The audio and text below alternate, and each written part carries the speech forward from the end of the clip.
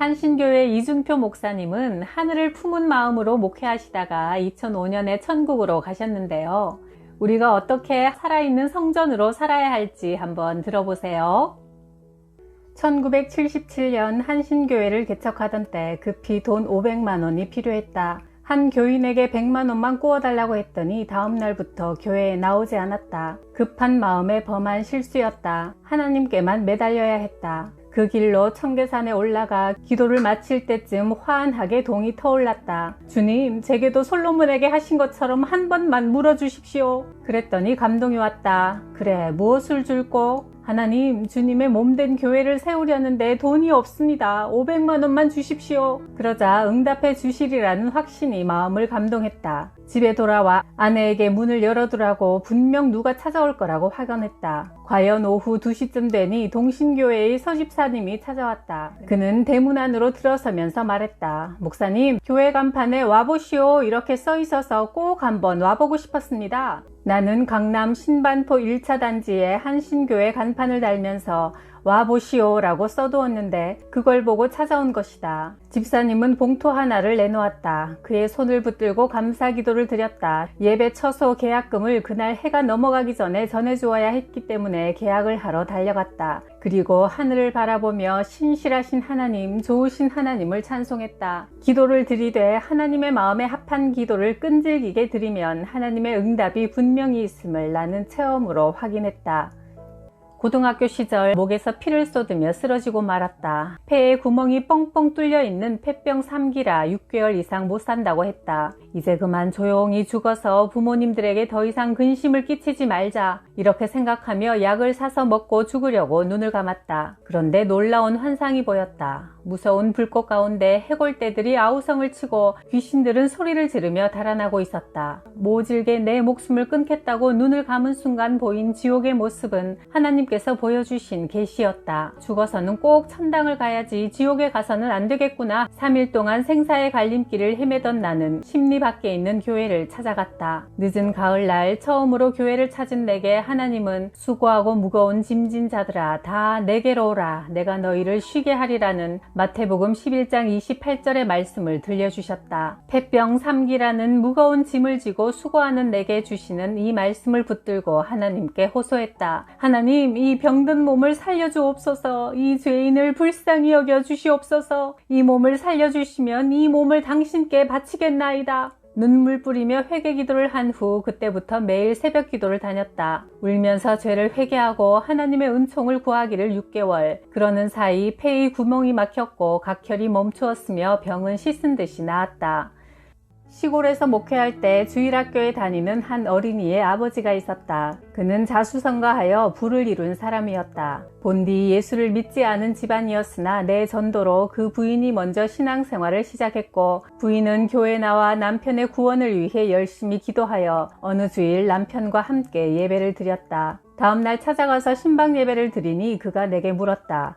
목사님, 예수 믿는데 비용은 얼마나 듭니까? 여러 친지들에게 물어보니 교회 다니는 것이 성당 다니는 것보다 돈이 많이 드니 차라리 천주교를 믿으라고 하더란다. 그래서 내가 이렇게 반문했다. 비용이 얼마나 들면 예수를 믿으시겠습니까? 담뱃값 정도면 믿겠습니다. 교회 다니면 담배는 끊을 터이니 담뱃값 정도의 지출은 감수하겠다는 말이었다. 그래서 그 정도면 충분하니 열심히 신앙생활을 하라고 권했다. 그는 정말 치밀하게 계산하여 1년치 담뱃값을 주일헌금, 감사헌금으로 나누어 매주일 꼬박꼬박 정확하게 바쳤다. 그렇게 1년이 지났다. 어느 날 그에게 세례를 받으라고 하니 기어코 받지 않겠다고 버텼다. 세례를 받으면 11조를 바쳐야 한다는 이야기를 들었는데 차라리 세례 받지 않고 11조를 내지 않으면서 교회 다니는 게 낫겠다는 것이다. 그 후 한참을 지나 다시 세례받을 것을 권하니 그가 내게 이렇게 물었다. 목사님, 농사지어서 11조를 바칠 때 수확의 11조를 드려야 합니까? 비용을 뺀 수익의 11조를 드려야 합니까? 수확의 11조를 드리든 순익의 11조를 드리든 믿음대로 하시면 됩니다. 비용을 다 빼면 얼마 안 되는데. 그러더니 그해 가을에 수익을 꼼꼼히 계산한 끝에 쌀 2가마니를 11조로 바쳤다. 그리고 세례를 받았다. 어렵게 자수성가하여 쌀 한 톨도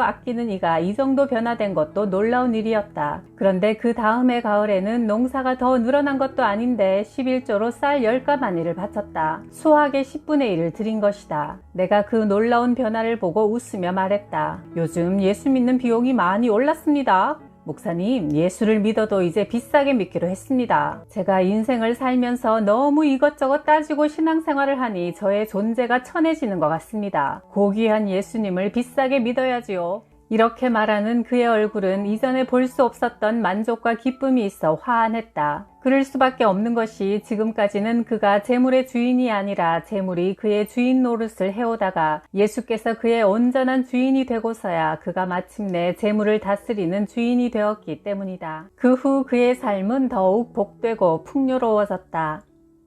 시골에서 목회하던 시절 충성스러운 장로님 한 분이 계셨다. 장로님은 실력은 있지만 형편이 어려워 진학하지 못하는 많은 아이들에게 장학금을 주어 공부할 수 있도록 도왔다. 장로님이 이런 나눔의 삶을 살게 된 데는 그만한 내력이 있었다. 아들이 하나 있었는데 공부를 잘해서 서울대학교에 합격했다. 온 교회가 기뻐하고 축하했다. 아버지는 입학식 전에 하숙집을 정해주고 아들에게 전화했다. 내일 아침 등록금을 가지고 서울에 갈 테니 아침 6시에 서울역에서 만나자. 아버지는 뿌듯한 마음으로 어렵사리 마련한 등록금을 품에 안고 서울역에 도착했다. 그러나 6시에 마중 나오기로 한 아들이 한참을 기다려도 나오지 않았다. 아버지는 걱정을 하면서 택시를 타고 아들의 하숙집으로 달려갔다. 아들은 연탄가스에 중독되어 숨져 있었다. 눈물로 아들의 장례를 치를 때 어떤 교인들은 장로님이 무슨 잘못을 해서 저런 벌을 받았나 하고 생각했다. 그러나 장로님은 아들을 위해 통곡하는 순간에 외아들 예수 그리스도를 십자가에 매달고 통곡하시는 하나님 아버지를 만났다. 아들을 잃고 가슴 아파하시는 하나님이 그를 위로해 주셨다. 내가 네 아픔을 다 안다. 장례 후 그는 아들에게 쏟아야 할 정성을 시골에 있는 불쌍한 아이들에게 쏟기 시작했다. 많은 아이들이 장로님의 사랑으로 공부하게 되었고 그들은 장로님에게 새로운 아들들이 되었다. 장로님은 위로의 하나님이 잃어버린 한 아들을 대신하여 수십 명의 아들을 주셨다고 늘 기쁘게 말하곤 했다. 환난과 고통 가운데 있을 때 참 위로를 주실 분은 하나님밖에 없다. 하나님은 온갖 고난을 겪는 우리를 위로해 주신다. 그래서 우리가 하나님에게 받는 위로로 고난당하는 다른 사람들을 위로할 수 있게 하신다. 고린도후서 1장 4절.